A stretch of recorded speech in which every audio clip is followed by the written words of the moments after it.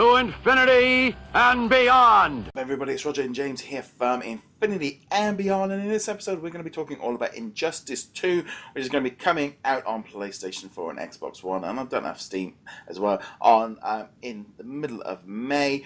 And this week I've seen tons of new news kind of released. There's a live presentation from Machinima with like a 2-hour live event from with DC characters, showing off tons of gameplay. There's been loads of videos coming out. They've been really there's been some press events taking place in London and Paris and across like Hamburg, really kind of showing off this game. We're about 2 weeks away from the game coming out, and so therefore they're really kind of going into that last-ditch effort. They've also announced that the mobile version as well is available for pre-registration.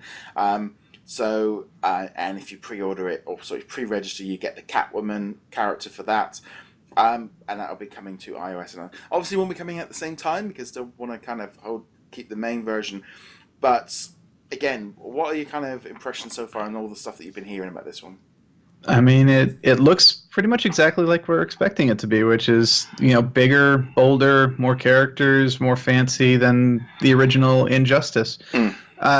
Which, as far as I'm concerned, is great, because Injustice was a very good game. It doesn't really need that much tweaking in terms of, like, skills and whatnot. We just want, a bigger roster. We want a better story, and that's what it looks like we're getting. So. Yeah. The thing is like all the news coming in. I mean, I really enjoyed the first game. I thought it was really good, and it's something I want to play. I did pre-order my copy this week because there was an offer over at Amazon that one of the guys from Family Gamer TV kind of tipped me off at, so I kind of pre-ordered and got a bit of money off.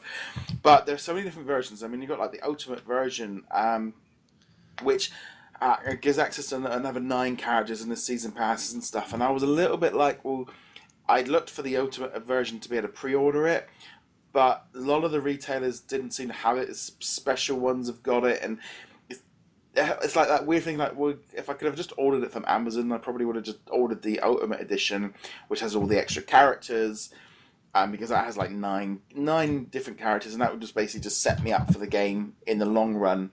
But it does look good. I mean, I won't bother with the mobile version because I'll play the PlayStation 4 version. I might take a peek at the mobile version just to kind of see how it plays, but yeah, I don't see any real reason to jump into that. Unlike, say, Marvel vs. Capcom, which we were talking about earlier, I'm probably more likely to take a look at the season pass, simply because in theory these should all be DC characters, whereas the Marvel vs. Capcom is going to have some Capcom characters thrust in there. Now we could end up seeing where they've done with Mortal Kombat, where like the Predator shows up or Freddy Krueger shows up. In which case, I was just like, no, I'm not getting that. Well, you can just call it a crossover event with a comic book. That's the way you could kind of, you've seen Alien versus Predator comic book stuff. All right, you know what? If they're going to do a crossover, if you're going to bring crossover characters in, you need to bring the Teenage Mutant Ninja Turtles into this, because they're doing the Batman Teenage Mutant Ninja Turtle comic right now. It's fantastic.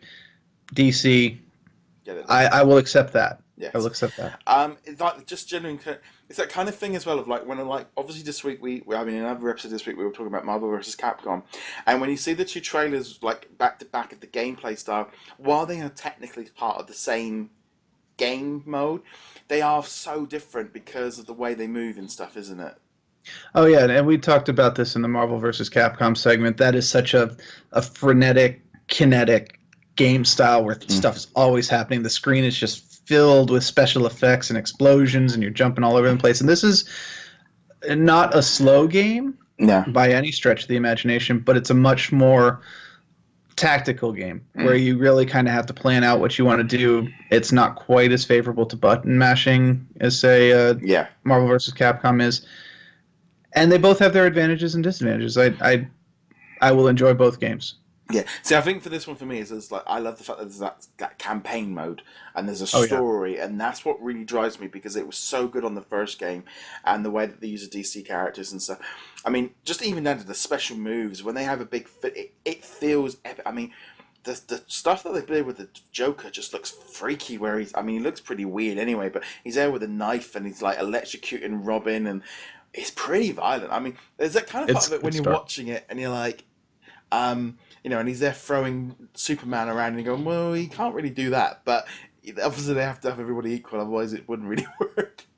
Yeah, it is one of those things. I know in the first game they were like, oh, he had took a special pill which made him like super strong. It's like whatever. He still can't go toe to toe with Superman, but it wouldn't be much of a game if you just played as Superman and everyone died immediately. That wouldn't be much fun.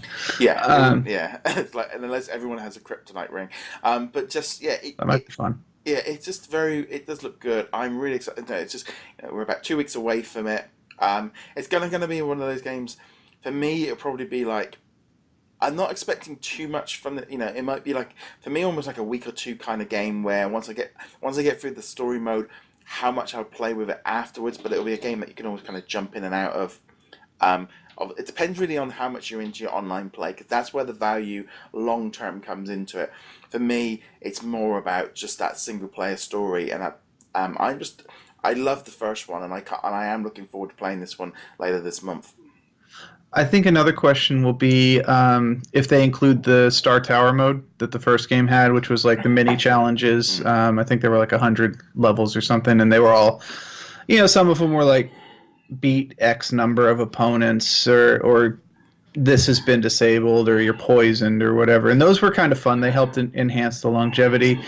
And then there were multiple different playlist types that you could play, like all your opponents would be villains or, things like that. And those really helped quite a bit. But again, I think like you said, we'll play through the story mode. And unless, you really get into multiplayer, which neither of us we're not multiplayer gamers in general. If you're into the multiplayer, I am sure it's going to have great multiplayer.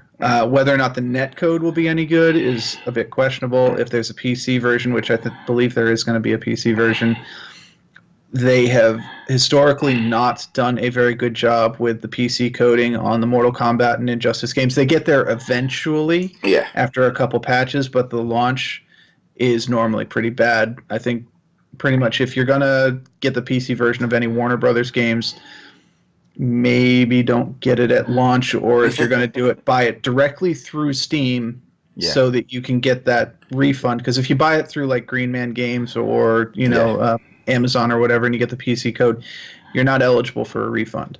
So. It is that thing. I think like for me going into this, like it's obviously like pre-ordered stuff. It's like it is a game I've loved, so therefore and I'm not. You don't tend to worry so much. I don't think with I'll be honest, most PlayStation games.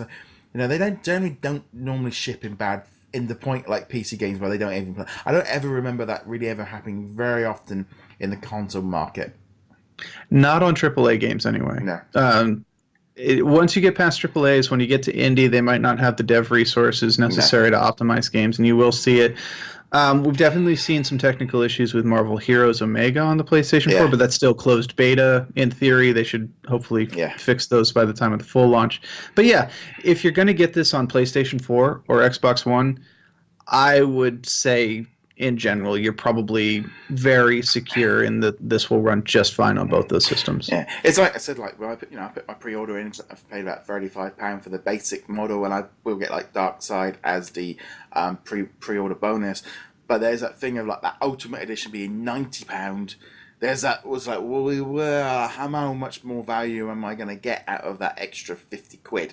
There's that kind of thing of like that's a real big jump in price from a game that whereas like if Star Wars Battlefront and like okay, I know that I'm going to get the value, those extra season passes I have to really kind of feel like am I going to get, and in this game it's like I'm going to probably love playing those characters, but that's a lot of big budget difference in the two versions there for me. It's a huge difference, and especially when you consider that the difference is only 9 additional characters plus 3 skins for some of these other characters.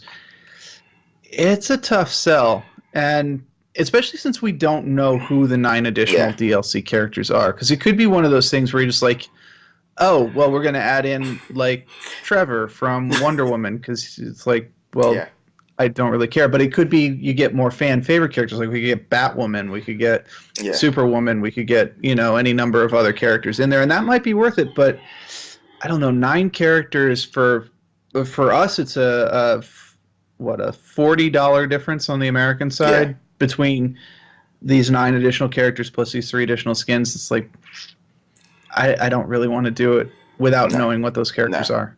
It's definitely, I'm like I said, it's a game I'm looking forward to. It's kind of on my, there was a lot of different games and stuff out, but this is kind of like, okay, you know, that's my mid-May to pretty much mid-May to my birthday. I've got 2 weeks where I'll be like, right, that'll be in just as 2 weeks. That'll be what I'll be playing.